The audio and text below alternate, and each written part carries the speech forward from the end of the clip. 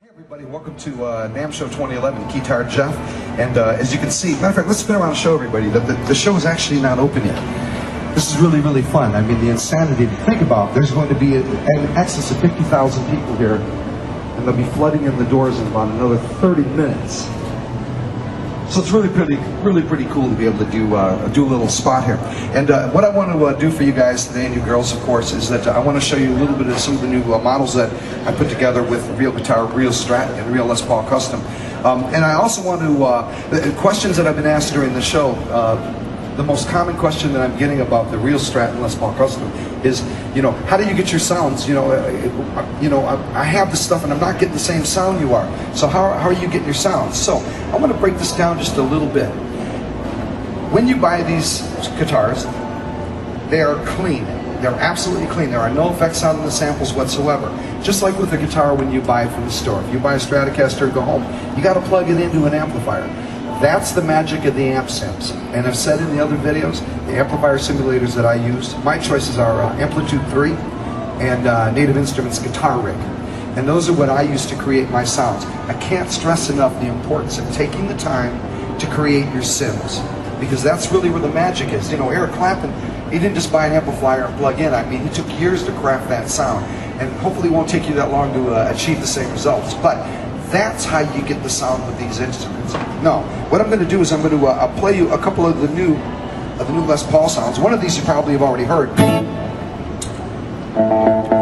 And also what we're going to get into is I'm going to talk a little bit about the pick. Hey, come on in, Carlo. Let's get a little closer on this one.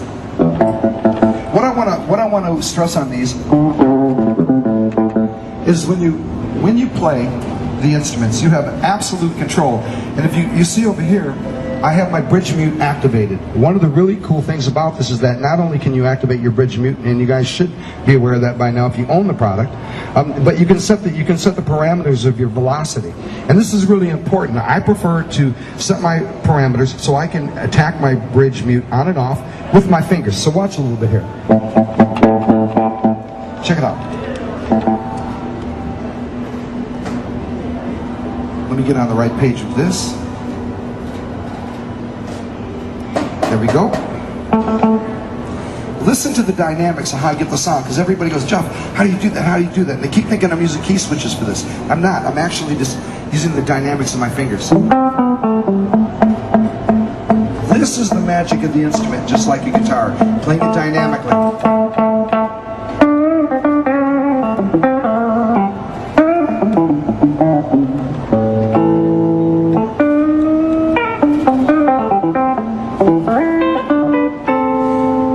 Question I get is about the bending, and once again the bending, I have a full octave up and down on here. That's where the bending has come from. I have all the semitones in between, and yes, you really need a ribbon to pull these bends off the way that I do it. And now I'm going to move on and I'm going to show you something you've never seen before, done by me with real guitar.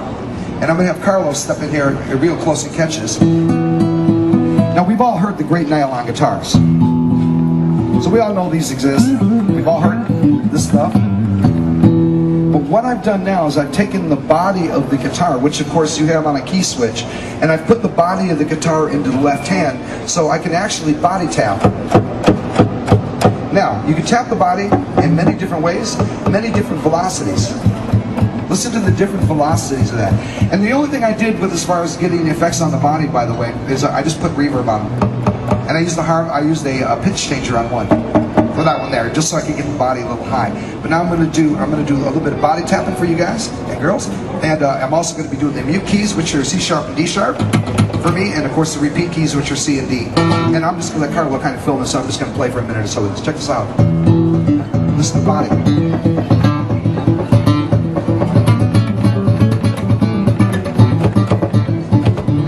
Listen to the dynamics, gang. Don't forget about the dynamics.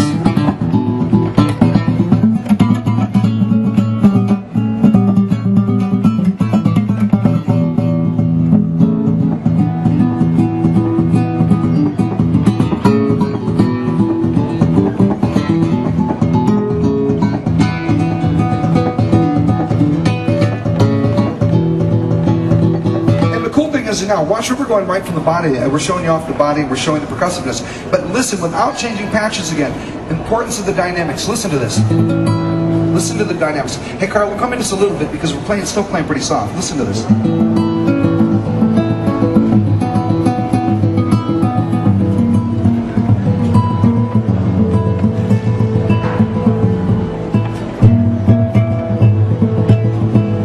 And I mean, it's absolutely beautiful instrument. And notice the way you play it, you can just completely change the nature of the instrument.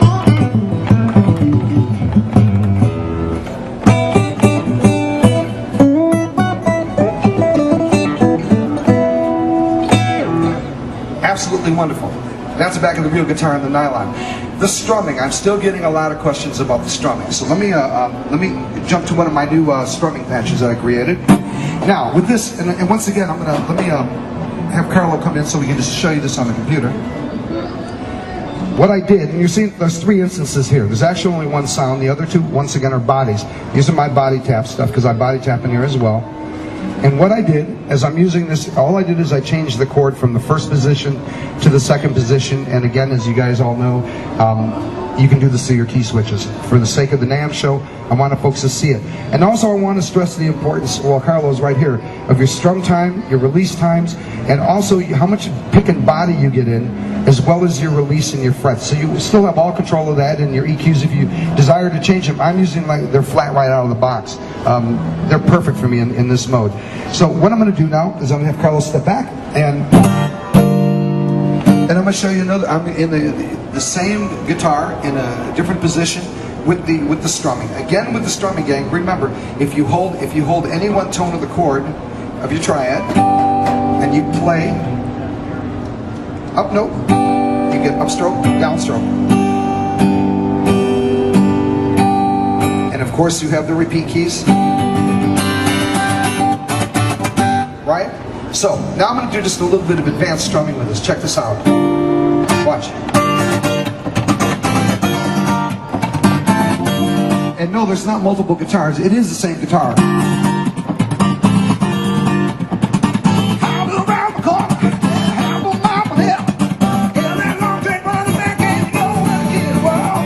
Listen to the dynamics.